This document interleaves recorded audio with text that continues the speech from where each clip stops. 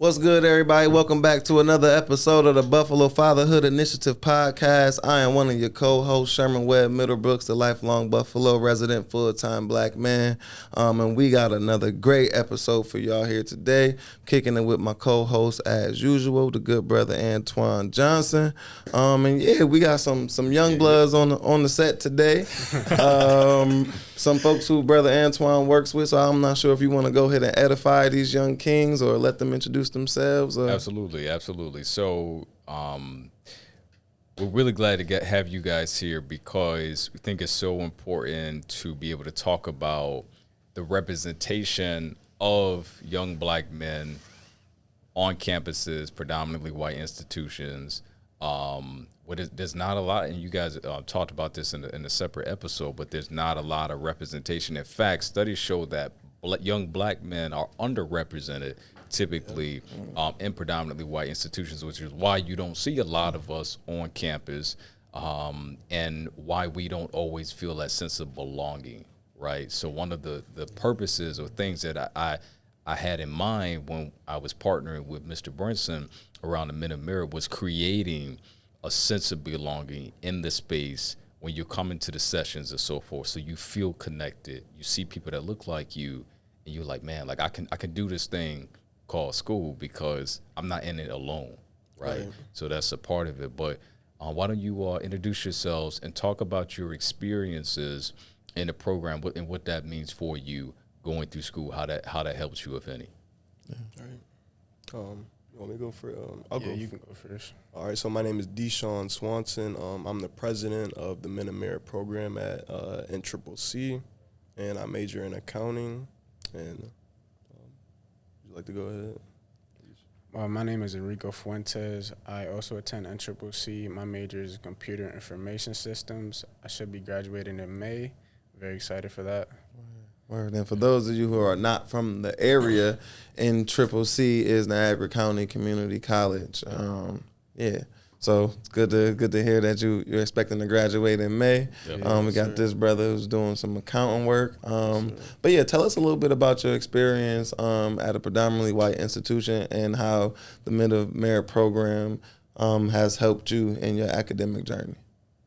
Well, my first 2 semesters before I joined the Men of Merit, I literally didn't talk to anybody. I would just go to school, get my homework done, sit in either the library or the cafeteria and just do homework, not talking to anybody. After I joined the Men of Merit, I feel like I got way more friends now, people I can talk to, because they're more of my color. Yeah, say that. Because even my first semester, I was asking for help in a coding class. He was a white person. And he said he would help me. Then he didn't email me the code, even though he said he was. I don't know what that was about, but yeah, I feel like Men of Merit definitely helped me out with that. They gave me tutoring help and people I could reach out to. Mm-hmm. Right. Yeah, I would definitely say Men of Merit. Literally, Men of Merit, I feel like is exactly what I wanted out of college. I think I said that today. Like-minded brothers, brothers that look like me. And also it gives us a lot of opportunities for connections and networking through the program. So yeah, that's almost exactly what I wanted out of college. My first couple semesters at Intrip definitely were a bit weird. Yeah, just having those classes, probably 30 people in there. I'm the only black guy. Yeah, only black kid in there. Not that that's a problem. I don't have a problem with always being different, but it's just you're not gonna be accepted everywhere you go. I had someone tell me that someone that used to train with my grandfather. He said, just don't just expect to fit in everywhere you go. Mm-hmm. And he told me that, and that really stuck with me. I feel I've been thinking about that since. That's powerful too, because one of the things about life is you're not always gonna fit in, right? You go to work, and I work at an agency. Love Buffalo Prenatal. Been there for a little over 5 years now, but it's predominantly women, right? So I'm probably one of 3 guys now, but I was one of just one. You had to recruit the other 2 years. I had to recruit the other ones. So even though the women are women of color mainly, I'm still I I need some men to connect with, right? Like Exactly. there's certain things that guys connect on, and I can't, talk to the ladies So about. true. Exactly. So there is a power in being able to kind of be adaptable, if you will, right? Like Exactly. whether you're in a predominantly white institution, whether you're in a women, mainly organization, whatever, right? Right. But there's also power in feeling connected and like you have stuff in common with people. To your Exactly. point, Exactly, because it's just like, man, it boosts your confidence. It makes you feel like, oh, you do fit in this space. Like, you're not just a lone tree, like you're in the forest now. Because that's definitely how I felt like at Intrip. I felt like a lone tree, like, and like you can read body language. You get those looks like, people not taking you serious. It's like, this guy's not gonna be here next semester, or like, probably like that type of vibe with certain people, like just not taking me serious, sort of say. But you have to force yourself in those spaces. You have to like show them that you're gonna show up and you're gonna finish the mission no matter what. No matter if you get knocked down, no matter if you take a couple SU grades and a couple of classes, and then you get right back up and you get tutoring next session or next semester. Yes, Real sir. talk. Exactly. Yes, That's why I sir. try to show up every day, come to school, not missing classes on time, turning my work on time, so I can get in there and get out, and get the grade I deserve. Exactly. So a couple of different things are popping up. So I'm hearing you brothers talk about the importance of becoming comfortable with being uncomfortable and standing out in certain spaces.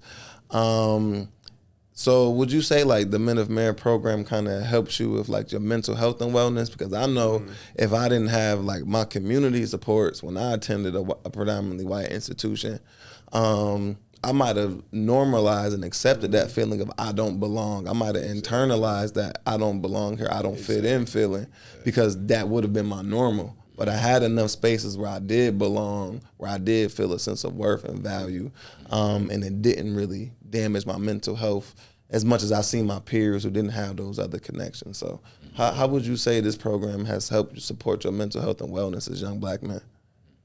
More like more able to speak my mind, be more vulnerable. Cause I feel like always since young I like bottle up my emotions, not talk to nobody, and just try to keep it to myself. Letting people know what you're feeling, what you're thinking.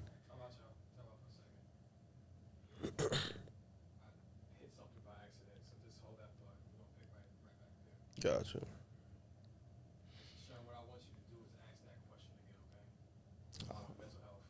Okay, like all the way from the out.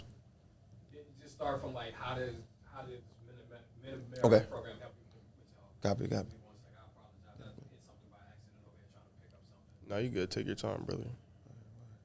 Try to project a little bit more. Okay. Yo, Rico be talking hella low. Yeah, nice smooth though. Yeah. I can relate. I can relate. Yeah.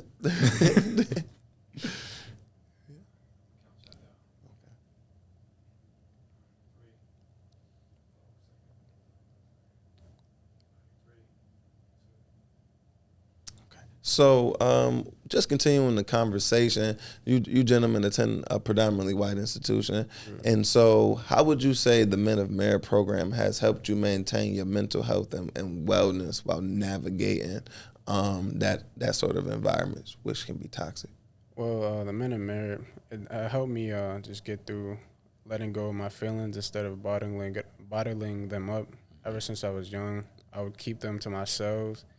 Like my mom, she always say, "Oh, let them go, let them go." But then, like, it feel weird because you're just telling it to her, and then she go tell her friends, and now you feel weak. Like, Right. that's another problem in like the black community. Your moms would go tell your business, even though you feel like it's yours, but Right. So toxic. I moved through a few situation. different communities that ain't just our mothers and sisters and grandmas. That seemed That's to a be people a thing. trend throughout multiple cultures and communities. But continue, brother. that definitely is true. I definitely hear from my other friends that just sort of parents just maybe overstepping. But I'm not a parent, so I can't really talk. But back to the mental health, the little talks we have about going around the room, saying how we feel about the day and what we did, definitely helped me just like de-stress a little bit. Yeah. Appreciate it. So, I would say Men of Merit, it helped me like not feel alone. It made me feel like I I'm in this journey together, like with some other brothers and sisters. Like, it's not just me. Like, I feel like, and I also feel very supported. Like, I feel like, if something like were to happen with like my schooling situation, or if I just needed some help or guidance, I could call Will Brinson, I could call Antoine, and I could get some guidance, and they could like tell me some things I could like do to work through a certain problem, or just like anything, like get guidance, advice, even in personal life. Yeah, so I feel supported, very supported. Yeah. And that's the whole point, You and I have had a lot of interactions since last year, Right. and what I find interesting is sometimes you'll call and I'll try to give you some game, like this is what you need to do exactly, and then other times I just be like, man, you need to go to so and so office, Right, Like, yeah. because there's power in you learning how to navigate systems on your own to a degree, but still having the safety net of people like Mr. Will or me, right? Who you can be like, yo, well, they ain't treat me right? Then Will gonna go and intervene, right? But you just being able to muscle through some things of your own. There's a lot of like learning and growth opportunity in that. Yeah, and that's really what I appreciate about you too, because I feel like you really helped me like develop my leadership skills. Like obviously, I'm like just starting to really build my character in a lot of ways, but I definitely feel like you pouring like into me like over like the past summer help with like being more punctual, being more professional, and like kind of interacting with like people as well. So yeah, like that's something I really appreciate, man. Definitely. One of the things that we thought about as it relates to the program is the power of professional social capital, right? Yes, sir. So you being connected with people like me and Will on campus is important for you, and it's not just about networking as much as it is about being connected to people that can help to elevate you on both a professional and social level, right? Because networking, I go to networking events all the time, and not everybody that I meet, to Rico's point earlier, like somebody like, I'll do this for you, and it never happened, right? Or email me out, and it never happens. And so, but the professional social capital piece is about you having these authentic professional and personal relationships, right? Yeah, exactly. Where you feel like, no, these are really trustworthy people. Exactly. Yeah, exactly. I feel like it's like more than just like having a mentor, because I look at like you, Antoine, and Will as like my mentors, but also like kind of like some uncles that I never had and stuff like that. Because like I didn't come from like I have a big family, but we're not really like all family oriented. So it was really just my household that I'm used to. So like just like having people like you in my life, like I can like look at y'all like like I kind of look at them like as my uncles, and some like family members that I never had, I wish I did, like sort of say. So as you bring that up, you make me think. So I identify like what I do in the community is really being a professional family member. Amen. Because I do come from a big family. My grandma has 7 kids. My mom's the only girl. I got 6 uncles, and they all, no matter their flaws, they're human beings. But despite any of their flaws, they all care about their kids and their nieces and nephews. Right. So I've always had my uncles pouring into me, giving me advice. So I had my pops, but I also had 6 other versions of what a man could be and what a man looks like. And they felt that sense of responsibility to me. And so as I have my daughter, I got my nieces and nephews and little cousins, I feel that same sense of responsibility to them. And so I'm curious, just having these pseudo family members, professional family members like Brother Antoine, like Brother Will, who we just had on, does that instill a sense of responsibility in you to the next generation? Yeah. Are you saying like does that kind of like give me the like the need to kind of like pour into the next generation? Absolutely. Sort of say? Yeah. Yeah. I definitely feel like it does, man. Like there are definitely people I kind of like I would like model my adulthood after. I was like I want to like get to a point in my adulthood where I could give back and like help like start programs and help the community and really just pour in the community, because I feel like that's really what it's really what a big part of life should be about is like helping the next generation. I literally I was speaking to my friend the other day. I was like, man, once I get to a certain age, once I get to like 60, 70, everything that I do is gonna be for other people. Because most of your time is taken up at that point in your life. So like everything that I want to do, I want it to be for the next generation, for my family members, for the community. I want to mainly focus on like young Black men, because I feel like we need that support. We really do, because there's a lot of lost young Black men out here. And I'm gonna challenge you a little bit on that and say you don't gotta wait till you're 60. I know. You could do that right now. As a matter of fact, you have done that over the last season. Last semester, we had you facilitating a workshop. Right. Will and I we weren't even there. Right. We held you responsible to be able to pour into those other students. Why? Because we only have so much bandwidth, right? There's only so much we can do. And so we were looking at you as a student peer leader to be able to kind of take the charge and do your thing, and you did. And so we appreciate that from you. And as both you and Rico continue to move forward and make a life for yourself, you can leave breadcrumbs along the way, and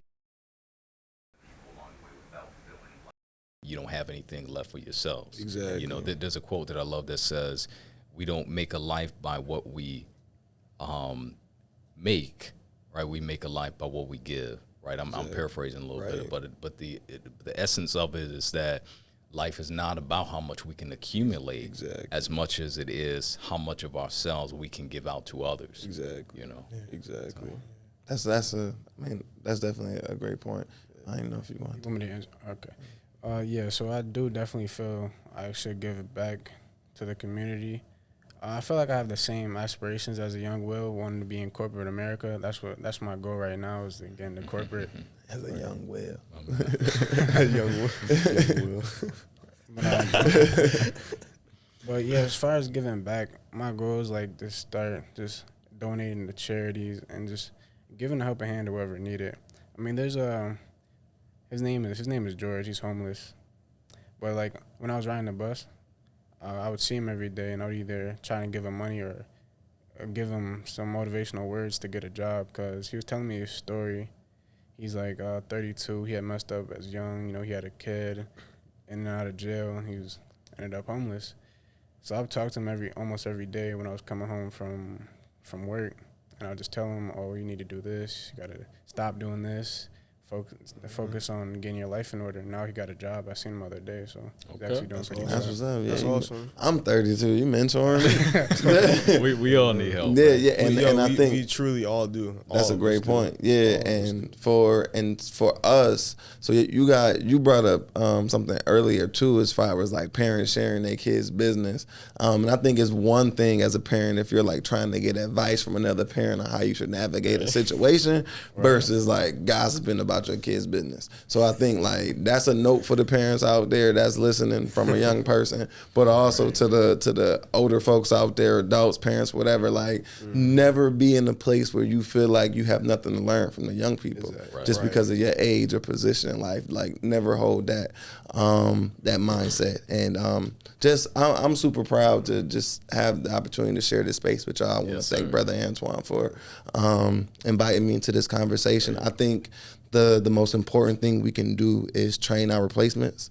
And so like as me being maybe a generation like slightly above y'all, it definitely makes me have a sense of optimism and pride that like there are young brothers who like are gonna continue this work, and I'm not doing all of this in vain. And so I really appreciate y'all for the work that y'all doing, investing in yourselves so that way you can be an asset to our community. Amen. Yes, sir. Yes, sir. Continue doing what you guys are doing. Like Sherm said, we appreciate you being here, and we look forward to kind of seeing you all continue to mature and progress as men. Yeah, and just one other thing, continue supporting each other, because that's important too. So when you go through something, have somebody to lean on, and when you go through something, just having somebody else to lean on. It's important to be a good friend, and I think a lot of times us as men, we lose an appreciation of the art of friendship, and being an asset to your friend group. And so it's not necessarily who you know or what you know, but who you know that's in a position and willing to do something for you. Yeah, I feel like that's man. I feel like that's so true. Are we still good on time, or are we up? I just wanted to add a little something. Yeah.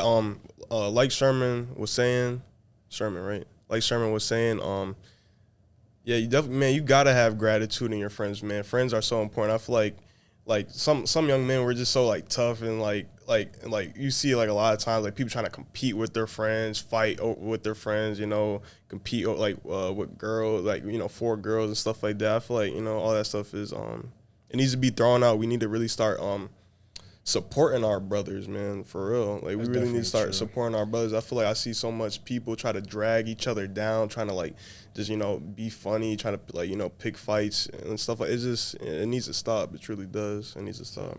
Yes, sir. Yeah. We appreciate you, brothers. Yeah. What Sherm say? Take care of yourselves and each other. Yes, sir. It's Jerry Springer. Yes, Jerry Springer. Yes, sir. All right, y'all. Till next time. Till next time. Amen.